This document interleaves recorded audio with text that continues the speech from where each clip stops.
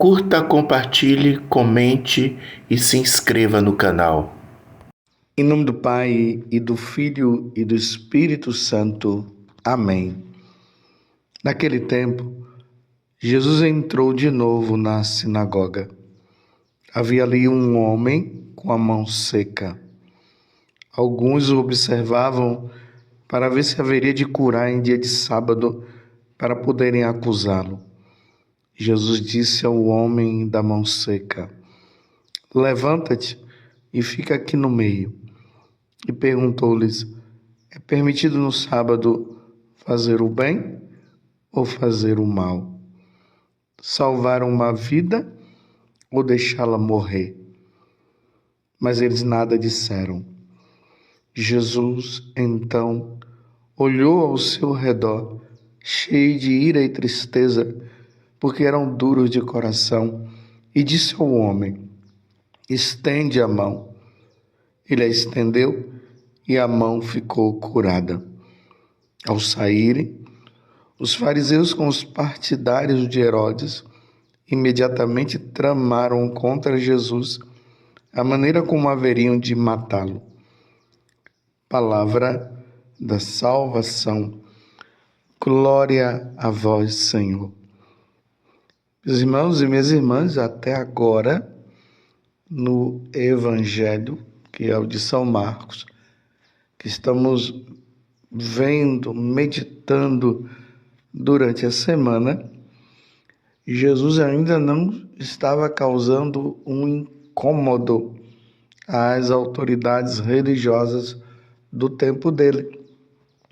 Estávamos ali no auge da fama de Jesus, embora vocês tenham visto que na hora que as pessoas queriam elevar Jesus, colocá-lo lá em cima, ele sempre fugia. Mas a fama de Jesus estava crescendo. Curas de pessoas sendo milagrosamente curadas, os demônios sendo expulsos e o povo atrás de Jesus.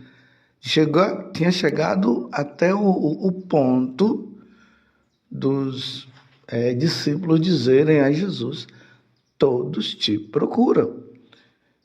E quando eles disseram "todos te procuram", Jesus disse: "Então vamos sair daqui, vamos para as outras redondezas, porque o evangelho precisa chegar." Mas agora as autoridades religiosas começam a observar Jesus. Jesus está causando um incômodo.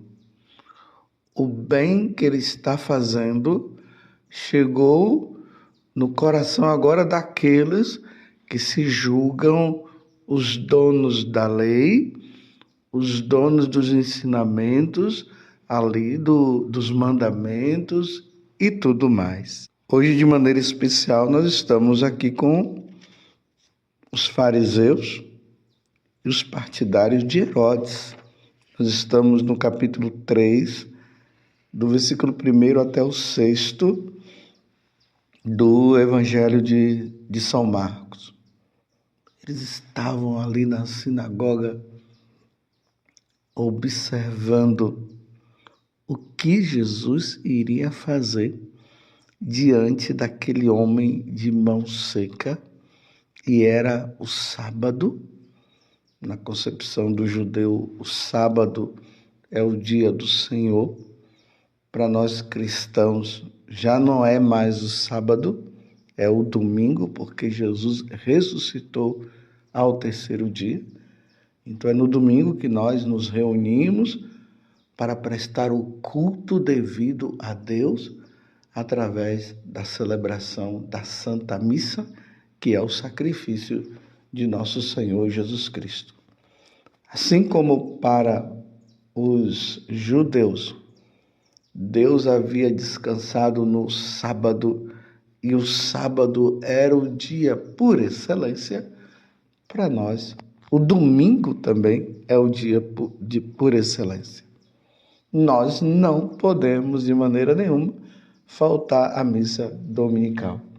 É o terceiro mandamento: guardar os domingos e festas. O domingo precisa ser o dia de santificação.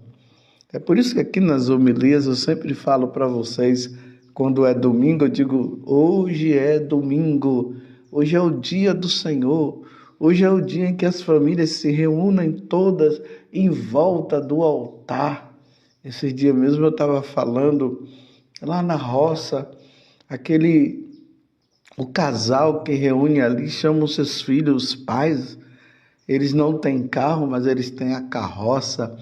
E eles levam os filhos todos, a família toda ali na carroça, vão todos para participar da missa em lugares muito distantes, porque é o dia do Senhor. Mas tudo isso deve ser feito por amor, não é simplesmente uma prática que eu tenho que fazer porque é uma obrigação, porque é o terceiro mandamento e eu tenho que fazer, porque se eu não fizer eu vou para o inferno e assim por diante. Não, é por amor.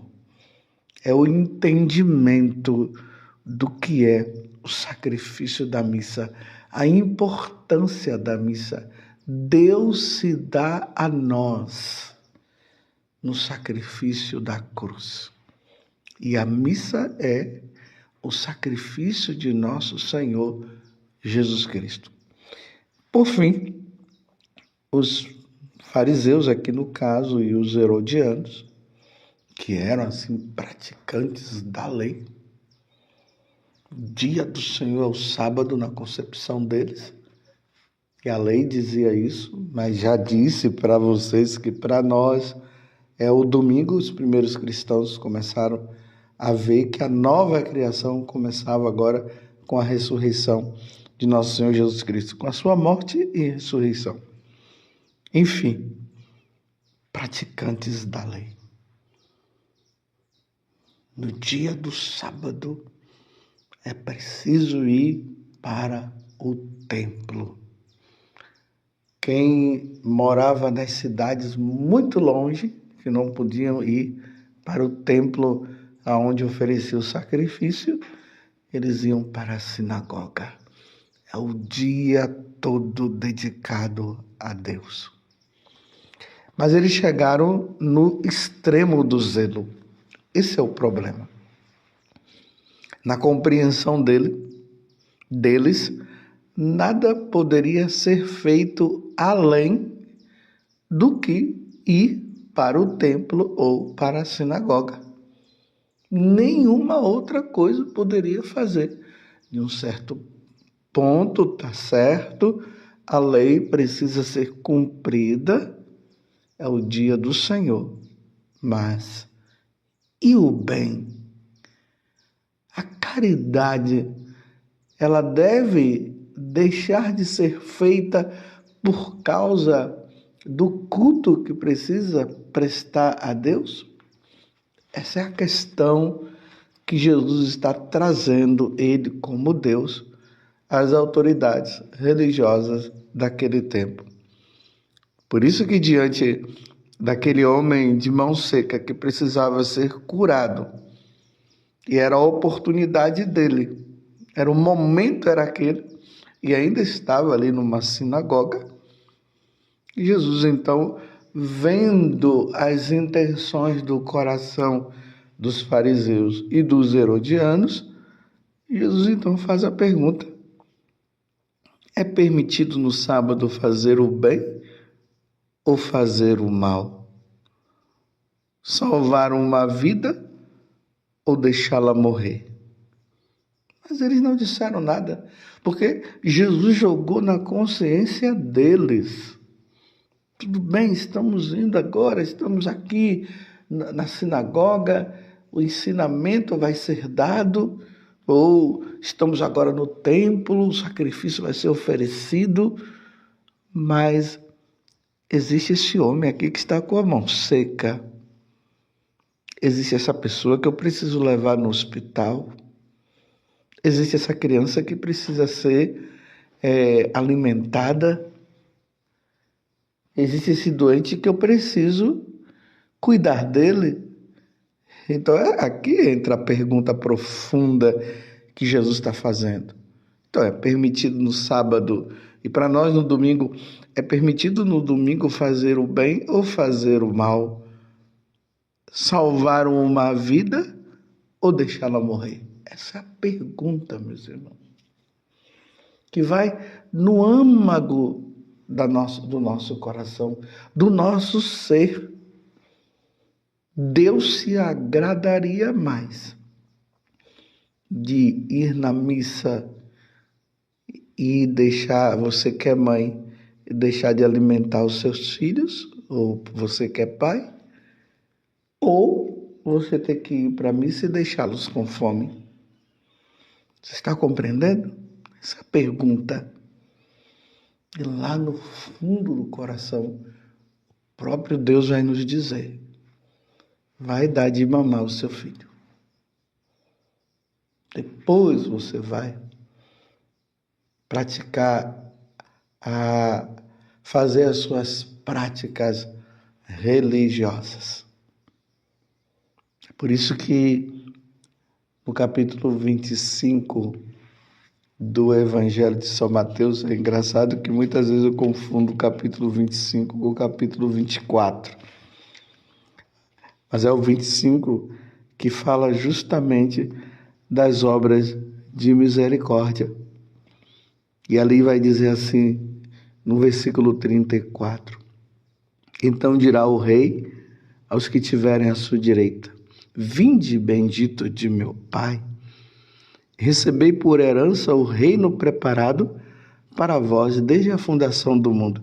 Aqui é o convite, a recompensa. Aqueles que estarão à direita do Senhor, não à esquerda, mas à direita. A esquerda simboliza o mal, a direita significa o bem. Então Jesus disse: pois tive com fome e me destes de comer, tive sede e me destes de beber, era forasteiro e me acolhestes, estive nu e me vestistes, doente e me visitastes, preso e viestes ver-me. Aqui são as chamadas obras de misericórdia. Em outras palavras, Jesus está dizendo que as obras de misericórdia, elas estão acima das nossas práticas, do nosso terço, da nossa adoração. Não que nós vamos excluir o terço, a adoração, as novenas. Quer dizer, o terço, a adoração, as novenas, a leitura da Sagrada Escritura, a Lexio Divina, a meditação da Palavra de Deus, tudo isso deve nos levar a uma abertura de coração ao ponto de que a caridade chega acima da própria lei. Você está entendendo? É isso que Jesus está falando para os herodianos e os fariseus, que agora tomaram a decisão de matá-lo. Olha, por que os fariseus, cumpridores da lei, ali os partidários de Herodes, estavam querendo matar Jesus? Porque Jesus estava fazendo o bem. E na cabeça deles estava dizendo que o bem maior seria a prática da lei, ou seja, participar do sábado, dos ensinamentos das sinagogas e do oferecimento do sacrifício que acontecia lá no templo de Jerusalém. E Jesus veio e disse: não, a caridade está acima. É preciso discernir entre fazer o bem e o mal, salvar uma vida ou deixá-la morrer. Quantas vezes no confessionário vem pessoas com problema de consciência porque não puderam ir à missa, prática da lei, terceiro mandamento, porque estão cuidando do pai que está em cima da cama, da mãe que está em cima da cama, e não tem quem cuide. que ali vem, padre, eu pequei contra o terceiro mandamento, mas eu faltei à missa. Mas por que que você faltou à missa? Ah, padre, eu tenho cuidado do meu pai, eu tenho cuidado do meu irmão. Ah, meu irmão tem isso, minha irmã tem aquilo. Não tem quem cuide. Então, minha filha, então, meu filho, você não pecou, porque você estava praticando o bem. Seria errado você ir para a missa e deixar a pessoa lá que está precisando dos cuidados, dos devidos cuidados. Você fez certo, é isso mesmo. Você não pecou. Quando essa pessoa recuperar, quando ela estiver boa, aí você vai para a missa, para encontrar forças e tudo, para praticar a lei que é necessária para a nossa vida. A reza do terço, a adoração, o ir na missa, tudo isso é para o nosso benefício próprio. Isso é para o nosso crescimento espiritual. É para nós agradarmos, louvarmos, bendizermos e glorificarmos a Deus. Mas quando se trata de fazer o bem ao próximo, aí, entre aspas, eu estou até dizendo entre aspas, nós deixamos de lado isso aqui por um tempo, por causa do bem que precisa para ser praticado. Fecha aspas. Imagina aquela mãe tá ali com a criança recém-nascida, ela não tem como levar a criança ainda com ela à missa. A criança está lá, está tendo cólica, está sofrendo muito. A mãe não vai pensar nem duas vezes, ela vai cuidar da criança, vai estar ali. Quando a criança estiver boa, ela vai à missa. Você compreende que nós não podemos cair nos exageros, nesses zelos, que são zelos exagerados. Então não podemos. Precisamos ter o devido discernimento. Aí, se no caso você fica com problema de consciência ou com os chamados escrúpulos, quem é o escrupuloso? É aquele que fica ali com medo de errar em todo momento, porque se ele errar, Deus não vai gostar e ele vai para o inferno por causa disso. Aí chega no exagero de pisar numa formiga, ai, não pode pisar numa formiga, ai, matei porque o mandamento é não matar, aí fica com aquela coisa toda, isso é escrúpulo. A pessoa não está vivendo mais do amor, ela está vivendo de uma certa lei interior que ela criou. Ela não pode fazer nada, ela fica ali porque Deus está me vigiando o tempo todo para ver se eu vou errar. E as coisas não são bem assim. Então não se pode cair no exagero, no escrúpulo. Tudo precisa ser bem discernido.